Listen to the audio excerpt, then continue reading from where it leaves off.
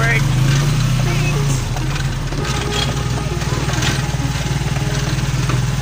Taghan ako.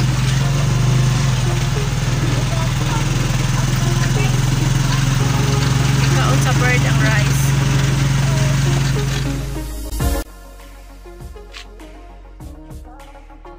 Nakay sensiyo la. 5 ra.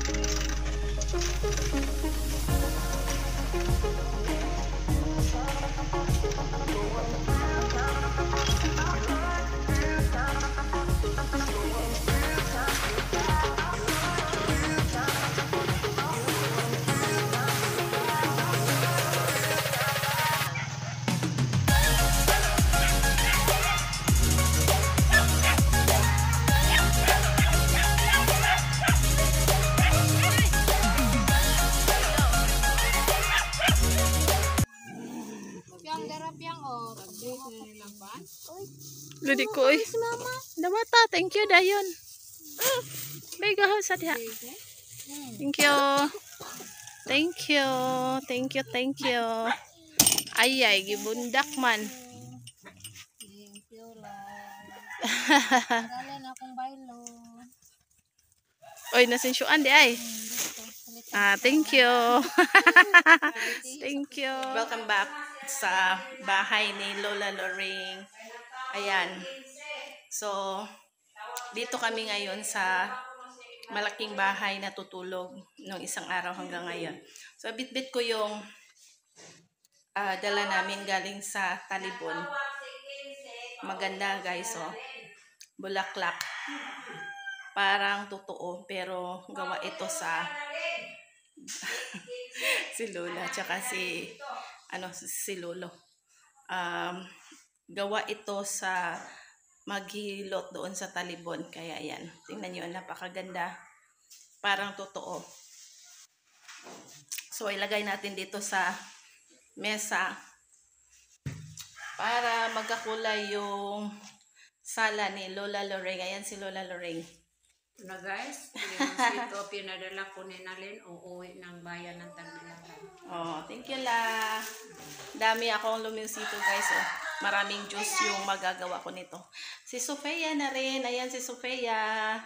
Hi lang. Hello. Naidag ko. Ano lang kaya ako rasa na ibutang. Tapos dalawa yung dala namin na bulaklak galing sa Talibon. Ito yung isa. Nasa taas nilagay ni Lola. Yan. So, yung sala ni Lola kompleto na. Meron ng bulaklak. Yan. Magandang tingnan talaga. So, nagkakulay yung sala ni Lola, guys. Ayan. Ay, dito. Dua. Tuan na sa kuan. Tuwa na dito sa tamalan ang mga kapatid. Mm. Yatang na to. So, ayan guys. Sa susunod nating bakasyon, sa susunod nating balik nito, dito na kami matutulog uli. So, yung kusina ni Lola Loring, mamimiss natin. Kasi tuluyan na niya, iniwan yung kusina niya kasi na sila lolo ngayon. Okay na silang dalawa. So, magkasama na sila sa malaking bahay. So, happy na yung Pasko ni Lola at ni Lolo. Thank you sa bulaklak ni Ate Emmy. Ayan. Kung sinong may gusto nito, guys, i-comment nyo lang kasi by order ito. Ayan. Maganda. Parang totoo talaga yan, oh. Ginagansilyon niya ito. Kung sinong may gusto, comment nyo lang para ma-order natin. Wow. Maganda. Isang bulaklak. 75. Oh, by piece ang order natin ito, guys. Ilan eh? 75 pesos. Yung bulaklak tsaka yung dahon, 75 each. 40 pieces. Inihap mo lang. 40 lahat ito. Kasama na yung dahon tsaka yung bulaklak. Tapos yung isa doon sa ibabaw ng cabinet. Isang Same din yung yung presyo. 1,200. Tapos nakamura talaga si Lola kasi suki na niya si Ate Emmy. Yan. Dito ako kasi mainit dyan. Ayan o. Nakamura si Lola Loring nito, guys. Sa dalawang flower vase na guys ng bulaklak. nauwi namin. 1,500 yung binayad niya. Kasi nga, suki daw.